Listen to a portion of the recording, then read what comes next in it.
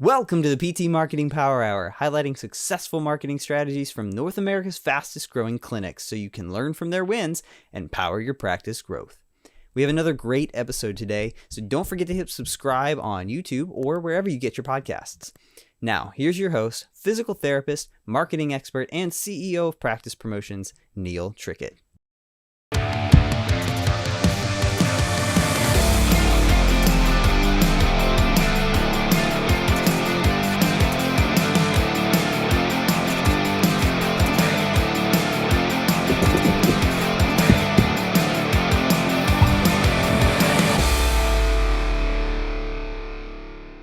Hello, and welcome to the PT Marketing Power Hour, highlighting successful marketing strategies from North America's fastest growing clinics so you can learn from their wins and power your practice growth. I'm your host, Neil Trickett. I'm CEO of Practice Promotions, and today's focus is all about tailoring your marketing to your ideal audience. And we're blessed to have here Trevor Meyerowitz, the owner of Preferred Physical Therapy Associates, and great to have you with us here today, Trevor. Great to be here, Neil. Thanks. Great. Can you tell us a little bit about your practice and your story? Sure. Well, I moved over from South Africa 22 years ago, and coming from South Africa, where marketing is very frowned upon, ethically in South Africa, nobody marketed. It was just word of mouth. You weren't allowed to go out there and have a face. So for me, I started off in America as a single practitioner, and over the years, I built it up, and I think we've got 11 or 12 therapists working here in the one location, and a lot of it is thanks to your company for just helping me grow it and get the information out to the public as to what we do. And I've been very blessed. You know, I have a story where I had cancer 18 years ago while I was still running my practice as a single practitioner, and I remember thinking, you know what, if I go down, my family, they need something. And as a single practitioner, you don't take, they can't get anything if I'm not working. And I decided, all right, I have to build this up to more than just one person. And I started on that track a long time ago. Mm-hmm. But it's only in the last 2 or 3 years that it's really, really ramped up. Awesome. What an amazing story. Thank you for sharing that. And, obviously such a personal challenge to have to go through that while you're running your practice.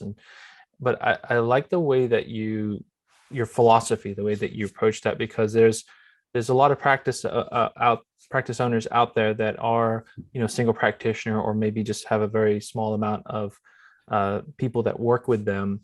And their thought is that, hey, it's okay, I can control things. I can just run it comfortably with myself or one other therapist here, and we're good. But you never know what can happen down the road, right? And if something personally happened to you, that would be a tremendous hit on the business. So always in business, you're either growing or you're shrinking, right? And sometimes you're in this plateau area in between. But if you're not able to put yourself outside of that comfort zone and take yourself to that next level, then you might be good for a while, but then you could face challenges in the future. So that's an incredible story that you shared with us about that and that philosophy. Yeah, I mean, it was also, I'm a man of faith. So I had this conversation with a big man upstairs, and I said, listen, my kids were, at the time, they were 3 and 7 at the time.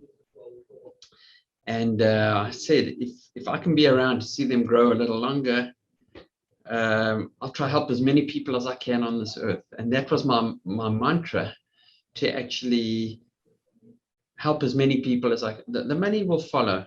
I always had in my mind, I'll make money if I can help. And so I put helping first, and money would follow. And so we had this deal, and hopefully it's still going on. But it's 18 years, and thank God we help. I mean, the record number of patients coming into the clinic, I think on Monday we had 90 treatments, which just blows my mind. From when I remember 20 was a big number. So 90 is like we're really busting at the seams. So it's we're helping a lot of people, and that's how I approach my day. Yeah, oh, I love it, love it. And I think too, like, that's why we all got into therapy, right? Whether you're PT, OT, speech, we all got in to help people. And then, once you say, hey, I'm gonna open my own business up, I'm gonna start my own practice, you're there to help people, and ideally too have a bit more empowerment, a bit more freedom, right, to do the things that you want to do, the way that you want to do it. Right. And so sometimes we can get trapped a little bit in terms of the business side of it, feeling like the business runs us instead of us running the business. And it comes back to that same mentality, though, like, hey, we're here to help people, but in order to help more people, I need to become a better business person. I need to learn business skills. I need to learn how to market my practice. I need to learn how to run it. I need to learn how to run people, right? And work with people. So Right. like all these skills that you got to develop as a practice owner, as a business owner, that's really, really critical to gaining that freedom. A lot of the time is you don't know something's going to work, and you have to say, right, I'm going to throw some money at it and see if it does work. And I did that with the newsletter. Prior to starting with you guys, I dabbled a little bit in Google Ads, and we didn't track it enough. So we were getting an uptick in numbers, but we couldn't track it. Now with technology and with the things you've put in place, we can track newsletters, we can track the social media stuff and the Google ad campaigns that we're doing. Yeah. So you can see what's working. You're not just throwing spaghetti against the wall and seeing what sticks. But in the beginning, I did do that. Mm-hmm. Yeah, and that's the thing. You have to have it. You have to have that ability just to try it. Right. Yeah, and that's a great philosophy to have, because you need to market your practice. You need to attract new patients that you can help, and you have to be able to invest in that. Right, your marketing is an investment; it's not an expense, and you've got to be okay with losing some money sometimes, because marketing, it's trial and error. Right, there's a lot of tracking. There's a lot of knowledge that you can gain, things that have worked for other people, but you never know until you actually are trying it if it's going to work or not. And there's times when things are going to work and things are not going to work, and you have to be okay with, like, okay, we learned our lesson from what didn't work, how can we make what's working better? And so that's just part of marketing, and being okay. Where I think some people get really scared is that they had a mistake, right? Something didn't work the way that they wanted to, and they felt like they wasted money on it, and then they're afraid to try that again in the future, right? So but it's you have to be okay with that. That's just part of business, right? Yeah. I think 100%. You don't know.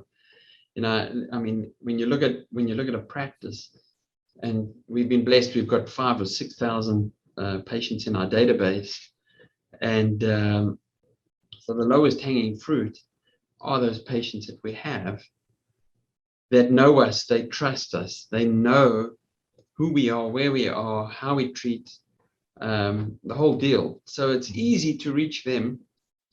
We don't have to convince them. It's just a matter of reaching out to them all the time, so that they know, oh yeah, I remember them.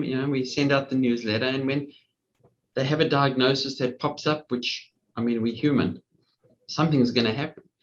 So they twist an ankle, or they have back pain, whatever it is, vertigo. We've got this new niche market that we've moved into. These things are going to crop up. The first name they're going to think, because there are a lot of people that are out there marketing.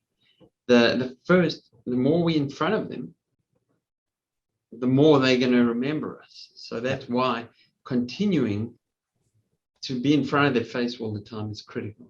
Absolutely. And that's your gold mine, right? Is all the people that you've helped before. And people will do business again with places that they've been to that know and trust. But you probably have this experience too. Like in the clinic, the person comes in for a sprained knee, and you're working on their knee, and then they see someone next to them having their back worked on, like, oh, I didn't know you worked on backs. Yes, we do, right? So Those kind of things happen all the time out there with the patients that you've helped before. They may just think you help that one thing. They don't realize that you can help all these different problems that people have. And they may know a neighbor or a colleague or a spouse that has, back pain or neck pain or shoulder injury. And are you going to be the person on their mind when that something happens to someone that they know, right? And if you're not communicating with them, then it's a smaller chance that you would. But if you are communicating with your marketing to that audience, then there's a greater chance that they will refer that person over or come back themselves for that kind of care. Right. In fact, I started treating patients with vertigo maybe 10 years ago, and that's become a full practice. I'm now looking for a vestibular therapist because I'm seeing 10 to 12 vertigo patients a day, new patients a day, and because people see me working on it, and I don't know if it's related to the vaccine or COVID or stress, but we've gone from a year and a half ago, 3 new patients a week, and now I'm doing 40. I'm doing 40 vertigo patients a week. So it's like just blown out the water, that niche. Yeah. One thing too that this is probably part of that cycle, and there could be environmental factors and things out there too, but in marketing and in business, if you've ever read the book Good to Great by Jim Collins, it goes into this flywheel description, right? And this flywheel is like this heavy wheel, and you start pushing on this wheel, and it goes very slowly at the beginning, but then it gains momentum, and it gains momentum, and it gains momentum.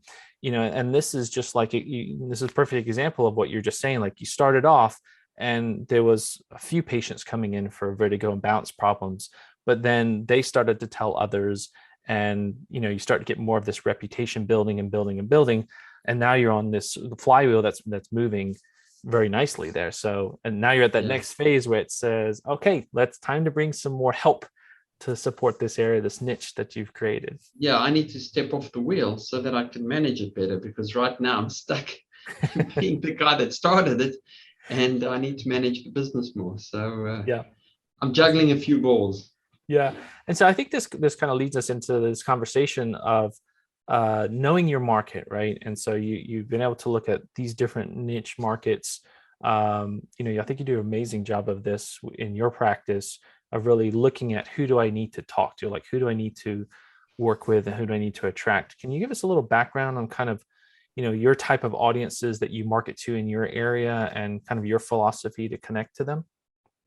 So down here in South Florida, it's been a senior population for a long time. Well, it's changing a little bit, my practice, but because of who our audience is, we cater a lot of our marketing towards who they are. So a lot of people that need knee replacements and hip replacements and balance issues. So we focus a lot of our marketing for that population, and that's how we've been able to get those patients in. But the market is changing. A lot of people, I don't know, in America, a lot of people from New York and California and even Canadians are starting to move down permanently, and a younger population. So we're getting an influx now of so my practice used to be 80% Medicare, and now it's just under 50%. So it's diversified in that way, which is a good thing. But the body's the body. People are going to have issues. So we market out there to backs or necks. We just have to change our marketing so that you don't have the pictures and whatever else it is tailored more towards those people. So we've been able, the dizziness, I'm trying to not market that as much anymore, because it's just, as you say, the flywheel. I don't really need to go out there and market, it's just happening.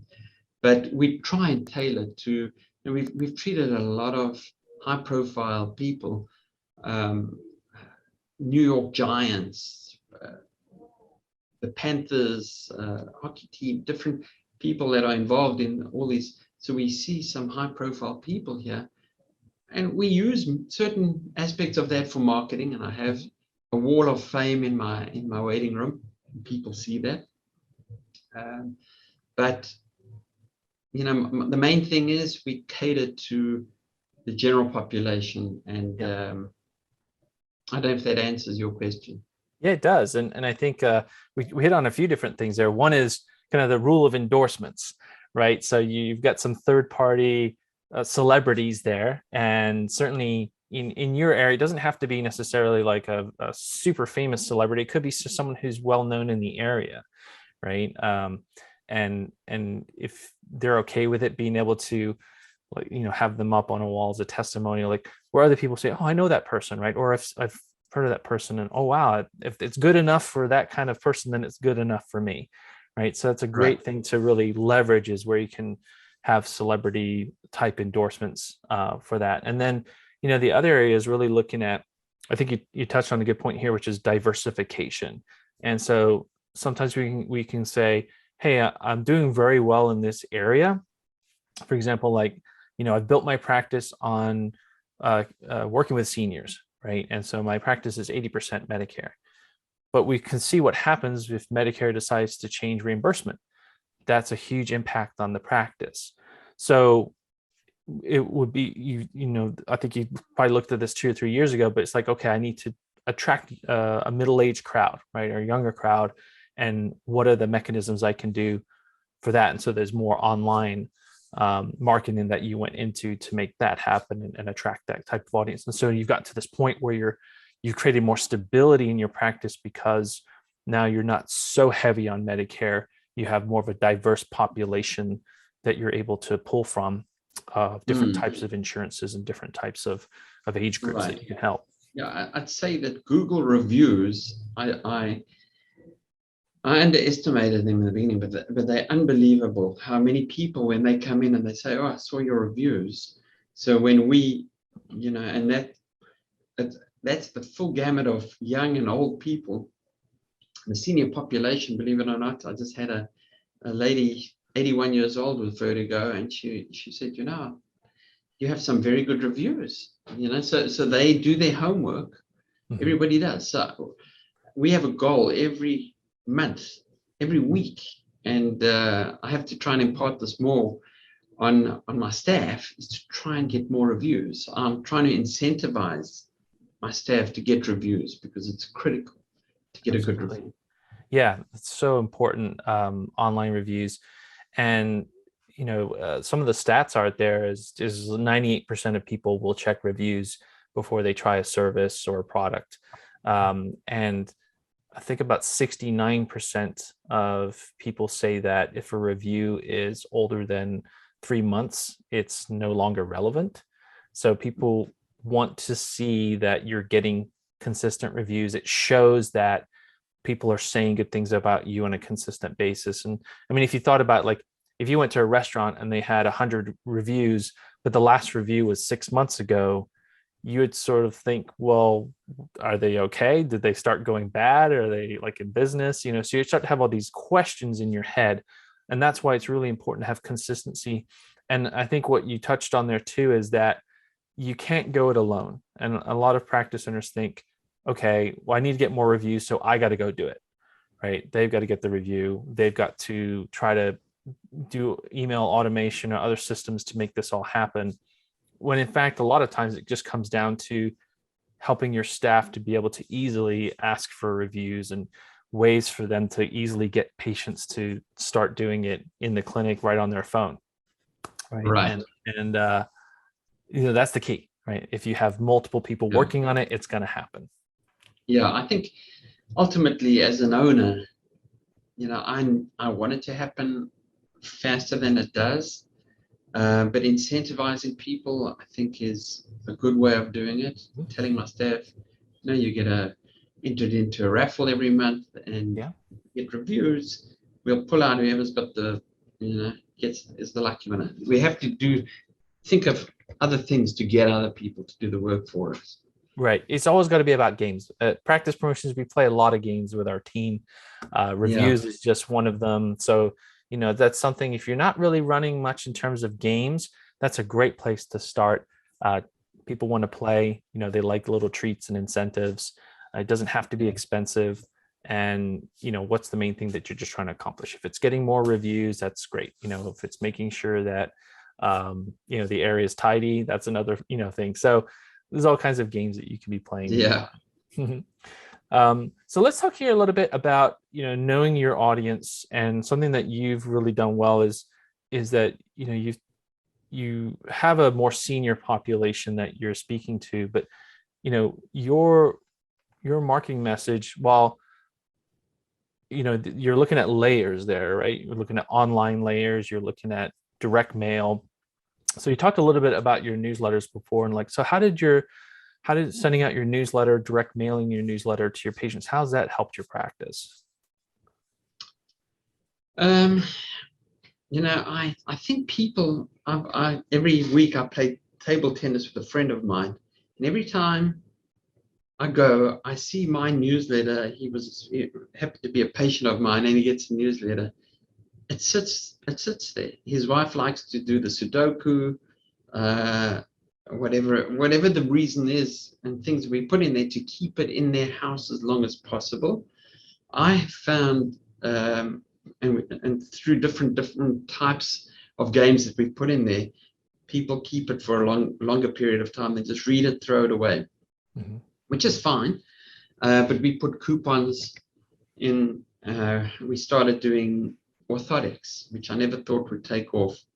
And again, there was something I had to invest in a special machine, and we walk over it's a gait analysis machine, and that you can make orthotics, and it's been a great profit center for the business. And I run it all the time. And constantly people are saying, I want a free gait scan, because we don't charge for that. I take time out of my day, 5 to 15 minutes, but I know that it could be a profit of $200. So for me, writing little articles, what we try to do is if we're going to talk about the knee, we base everything about the knee, which is a nice thing because they can throw in a lot of things. Balance affects the knee, orthotics can affect the knee, and we try to round out that newsletter nicely so that it'll be interesting for anybody and for more than one diagnosis. You might have foot pain, so, I didn't know I don't have knee pain, but I've got an Achilles issue. So we're sending out, I think, 5,000 to 6,000 newsletters a month. Prior to, we had a little discussion, because patients are it's been such a profit center for us. Just sending out these newsletters has been unbelievable, because we can track it now with a special telephone number that we put in there. We can track to see how many people are coming from the newsletter, because they call in based on that newsletter. That this past month, I had to stop sending them out because we can take more patients, which is a good challenge to have. But our volume of patients, normally we take about 100 a month in season. Last month, we took in 165 new patients. So that growth of 65 new patients is just mind-boggling, that I've had to start a new PT today, and we can't find staff. I don't know if other people around the country are having the same issue, but I can't find PTs down here. So I was able to find a new grad, starting him, and going to prime him to be part of the team. But that's not going to help me with this extra 65 patients we've taken. Right. But that's thanks to, I'd say, more than likely the newsletters are really where we get a lot of traction. Not that we don't get from Google ads and the other social media campaigns, but the newsletters, I think, are the best. Yeah, and doing a patient newsletters is kind of a core action around really keeping engaged with your past patient list. And you can certainly send other direct mail pieces, emails, social posts, phone calls. Like, you should be working your patient list consistently. But the patient newsletter is just a really critical component of just keeping your practice in front of people with value, right? You're giving tips, your Right. advice, exercise tips, puzzles, recipes, things that people will hold on to. And it's your opportunity to also show that you're able to help things that people weren't thinking about before. Just like you say, you have a knee pain theme, but then you're tying in, hey, I've got this, if you have foot Right. problems that tie into the knee, and blah, blah, blah, right? So that's really awesome the way that you're looking And at we it like now. to personalize it as well, whether we take a picture of a patient, a story, we put in a little Google review, we take off Google, we put it in there. So people that don't go into Google will read it. And, so we put one of those reviews in. Yeah, and that's so critical, because you got to make it personal, right? People connect with the people that they've done business with. So like the more you can tie your, you have to be taking pictures within the clinic. You have to be sharing the stories, the successes that are happening with the clinic, and that it's just a platform for you to be able to do that. So it's great to hear that. Yeah. One tip here that we used, because our practice was not too far from Trevor's in South Florida when we had it, and 10, 15 years ago, it was still the same problem. It was still hard to find physical therapists to come work for you. Just because it's a very high demand area and only a couple of schools churning out therapists. And so what we did was we actually went with the philosophy, we've got to have better PR in the PT community, right? And so what we did is we would actually send out our patient newsletter every month to our patient list, but every quarter we would add in the list of therapists that we had for two counties, and they would also get our patient newsletter. So you can imagine that you're a therapist and you get a newsletter from another clinic and you're like, wow, look at this place, right? It was a great way of keeping good PR. And then when we needed therapists, we would do the normal, run a job ad out there. And then we would also send out direct mail postcards to the therapists in the area on that same list.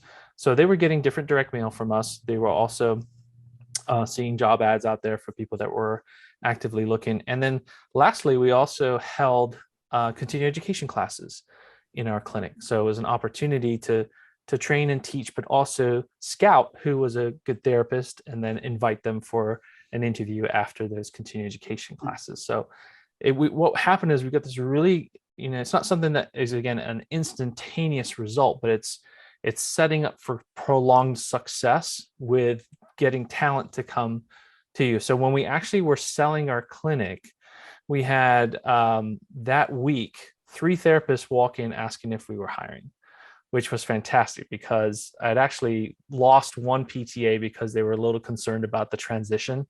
So now I'm going into the sale going, gosh, I'm down a therapist. But then I had 3 walk in that week, and it was just nice to be able to offer that to the buyer, saying, hey, would you like to interview some new therapists that I have set up for you? So, but again, this is all created with good PR and the outflow that's happening from your newsletters and the postcard campaigns you would have for hiring. Right. The other thing we did was, whenever we print an extra, whatever it is, 100 or 200 newsletters, because it doesn't cost much more, or that you round it up to a number, so we have extra. And we collect them, and what we do is we go to the post office and we find within a mile or 2 mile radius, you can buy the lists, and we just send them out to people's homes. Mm-hmm. And we haven't been doing that because we just jammed with patients at the moment. But that's in the summer when the numbers go down, we keep these additional newsletters and we just go to the post office, send them out to hundreds or thousands of people, and it makes an impact. Yeah, that's a excellent advice there on how to just leverage it from a different way, right? It's a very, very unique tool there. So you also, I think one thing you do too that's really well is to create this experience while they're in your practice. And I think one of the things you are using is the clinic app in the practice. And so can you tell us a little bit like how that works for you and what you do with that in the clinic? Well, I mean, I don't know if you're referring to the exercise. Yeah. The exercise. Yeah. So the nice thing about this app, which is a personalized exercise app. It's hosted on the App Store, Google Play Store. And when we tell patients, we've got our own app, and we'll give you the exercises. Actually, I have to do that on somebody right now. They're like, "You have your own app?" Yeah, we have our own app. And I don't make a big thing of it, but with thousands of exercises, and we just tailor it to your needs. Which has got messaging, and it's got the you can do the Zoom like this with a patient if you need it. Not that we use that aspect that much, but it's an amazing thing to be able to get onto somebody's phone. Mm-hmm. So when they download that app, and that app's sitting over there, whether they use us this month or next month, or we've now got presence. We've taken up real estate on their phone.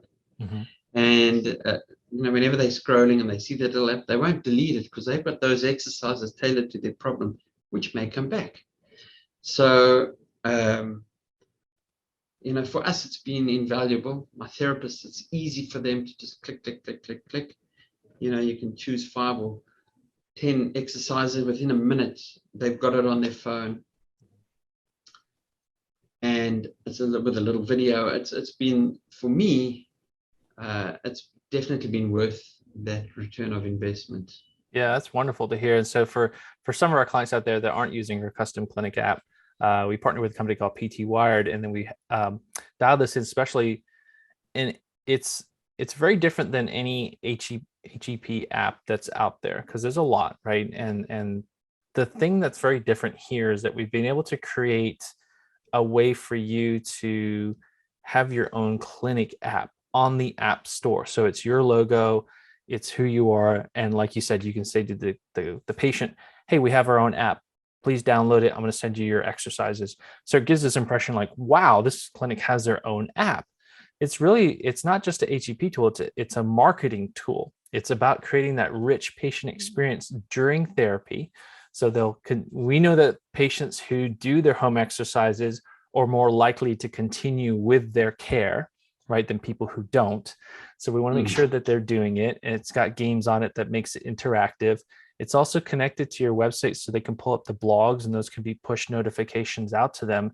So it's a lot more than just having a home exercise program. It's really about creating that patient experience, keeping them on therapy. And then, like you said, it stays on their phone for a long time into the future, because they're going to reference back to it.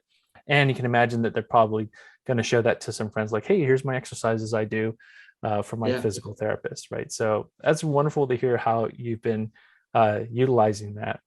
Now, we started working together a little bit more on your Google ads not that long back, maybe about a year or so ago, and you had been doing some Google ads, I think, before that. And so, can you tell me a little bit about why you decided to begin doing Google ads in the first place, and then what happened when we started to work with our different campaigns for you? So I was introduced to a media company, but they weren't specific to PT. They're just a general. So the ad they put together, it was more like a landing page, and just by throwing special keywords out there, people would find that landing page, but it wasn't tailored. Like now we're running, I think, 5 or 6 different campaigns, one for whiplash, one for knee pain, back pain. We've got these different ads with different keywords, which is much more tailored now than it ever was. But even back then, when this other company, and I was only spending, I think, $500 a month on Google ads, even then it was showing benefits. So I'd already tested the waters, because my brother's in computers, and he said, "Yeah, you got to do these Google ads." And I said, "I've heard of Google, but what's a Google ad? I didn't even know about it." And so it's been a learning experience. But when I compare how beneficial it is now, and how we can track it now, and every week I get a report saying, "This is your call tracking for the week, and this is your SEO." I've got a lot of management tools at my hands to actually look, and you can see who the people are that are going into these ads. It's amazing the information. You get the telephone number, the person's name. Yeah. You can really see who's checking you out. It's Yeah. quite an amazing tool. So for me, the Google ads was something that I knew about, and now we tailor. We're trying to really dig our way into people's ability to find us.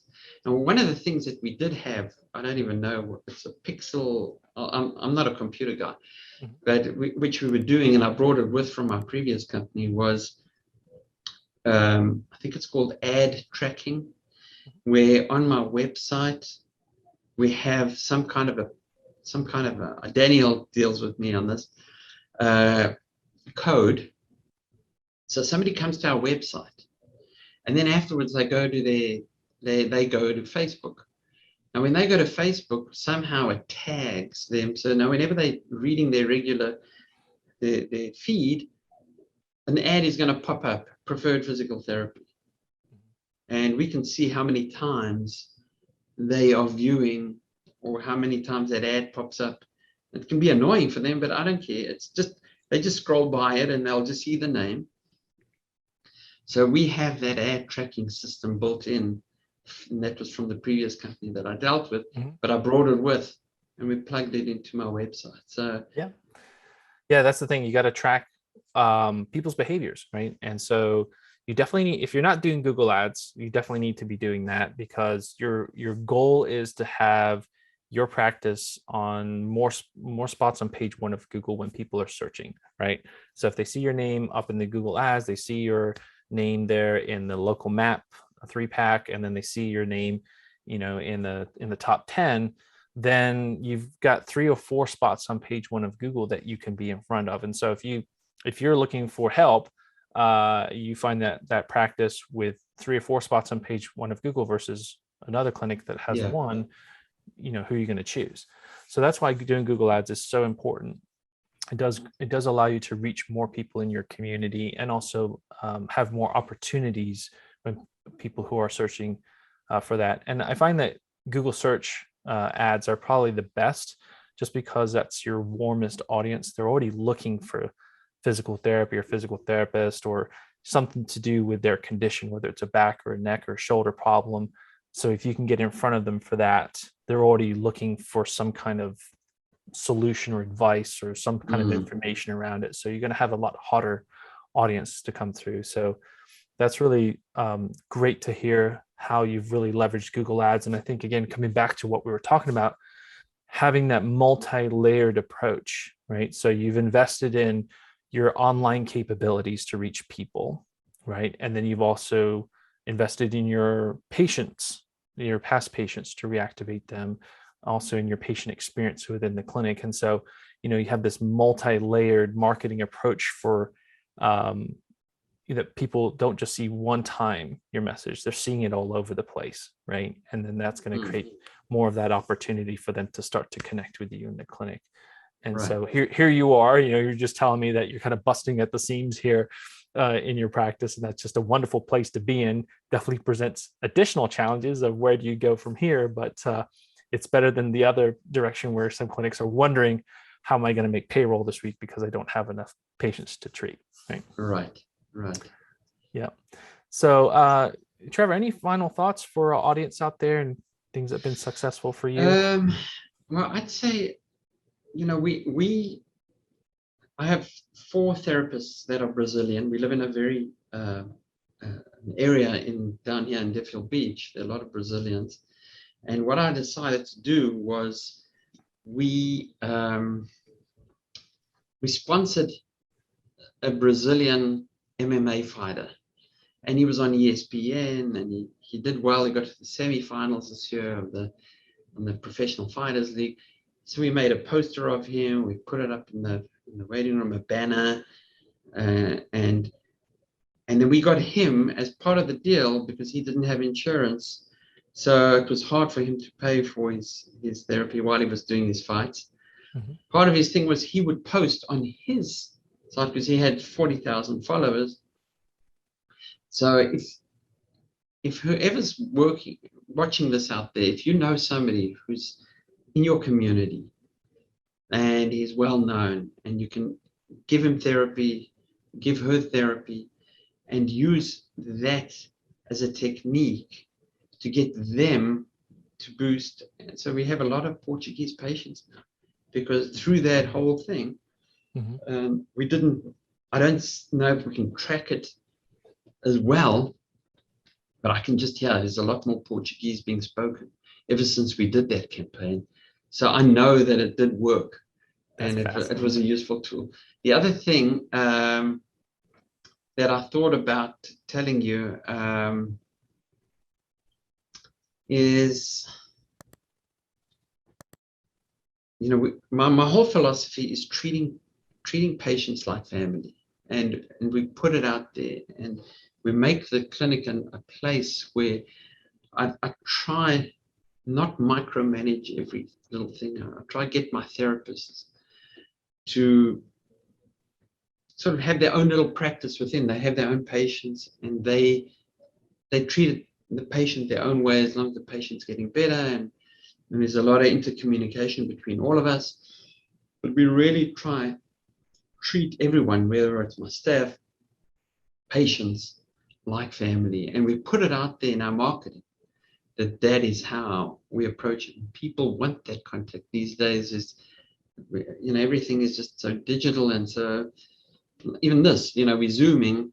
I had to meet this morning with my my landlord, and she wanted to do a Zoom. I said, no, I prefer if you come in. I need to see you. I need to sit across the table from you. Maybe it's just old school, but patients like that, so when we put the newsletter with it, we want free consultation, 10-minute, 15-minute consultation, no charge, where a patient can feel, wow, I can go in, I can sit, and I can speak to somebody about my foot or my knee problem, no charge. You're bringing them in through the door, and then once they're in, you can convert them. So we use those tools as well. So have that feeling of just helping, like family. Would I tell my family, sure, come in, let me have a look. The other thing is, don't be scared to try a new avenue. I was scared to go into the vestibular world because I knew nothing about it 10 years ago. And I think since then I've treated maybe 6,000 vertigo patients myself, which has been a whole new avenue, because those vertigo patients have, as you say, back issues, or they have friends that have back problems or knee problems, whatever. So the more you can pull in, just try to get as many people in through the door as you can, and then learn as you go along, new techniques. The orthotic world is a fantastic, it fits perfectly with physical therapy. Trying to get somebody to analyze their gait, learn it, don't be scared. And in terms of advertising, in the 20 years since I've been in this country, I never ever thought, and it was frowned upon, it works. It really does work. And that's why I'm having to turn off the spigot a little bit, because we need to breathe in here. That's such a wonderful advice there, Trevor. Thank you for sharing that. And so I think that's you have such a unique perspective, having come from South Africa, where it's frowned upon to market your practice, to here in the United States, where, this is, again, like one of the countries in the world where you have such a rich abundance of ability to market. It's a little different in Canada, right? It's a little different in the UK. It's a little different in Asia.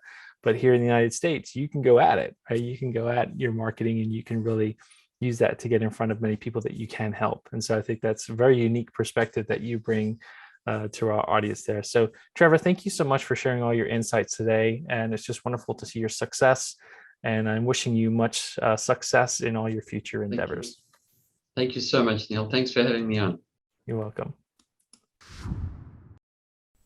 Thanks again for joining us today. Be sure to check out practicepromotions.net/power. There, listeners can download over 9 checklists and free resources made to coach you through simple, proven marketing actions to increase new patients. So check it out today. That's practicepromotions.net/power, and I'll see you next time.